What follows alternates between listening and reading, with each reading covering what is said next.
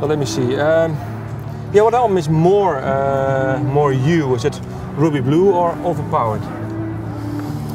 They're both me, but in different ways. I mean, Ruby Blue is, because it was made even out of objects that belong to me. The sounds, like the first thing that Matthew Herbert asked me to do was bring some objects from my home to the studio.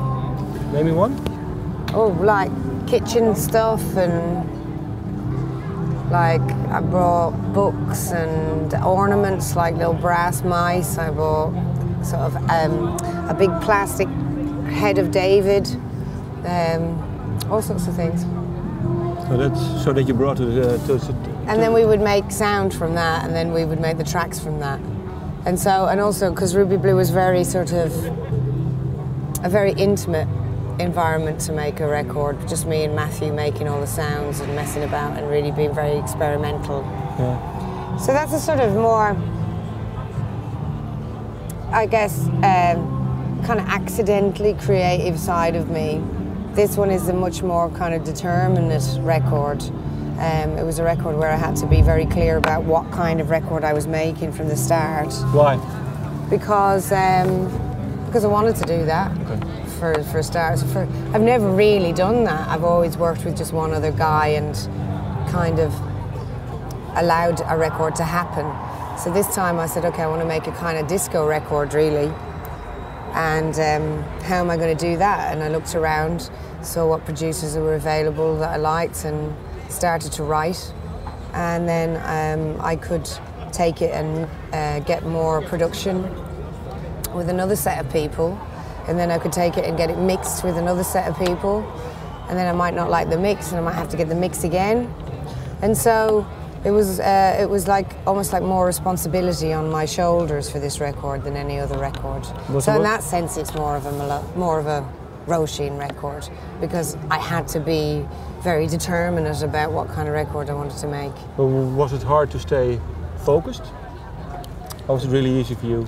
I found it quite easy. I mean, there's not, once I get kicked into making a record, everything else in my life kind of just fades away a little bit.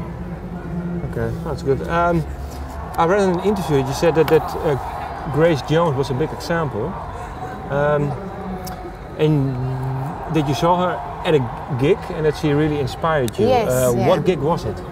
I saw her play. I saw Grace Jones play in Venice, actually. No, not Venice.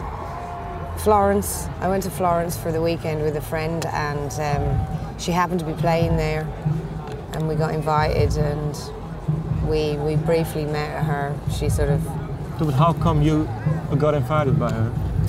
Because, you know, Italian men, they like to chat up the ladies, so it was just me and my friend, my girlfriend, so these guys asked us to come down, who were the promoters of the show. So we went down, it was fantastic. The thing is, I saw this kind of drama in her performance I hadn't seen before, and it was very simplistic.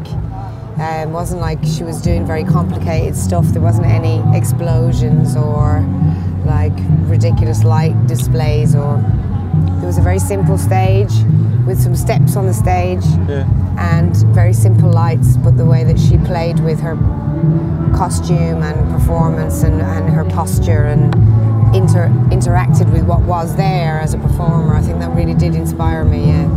And what did you pick from it? Just the whole thing, or specific parts that you said? Just that attitude. The attitude of whatever you have available to you, even if it's a very small amount of tricks, you can make a show as long as you interact with it in a dramatic way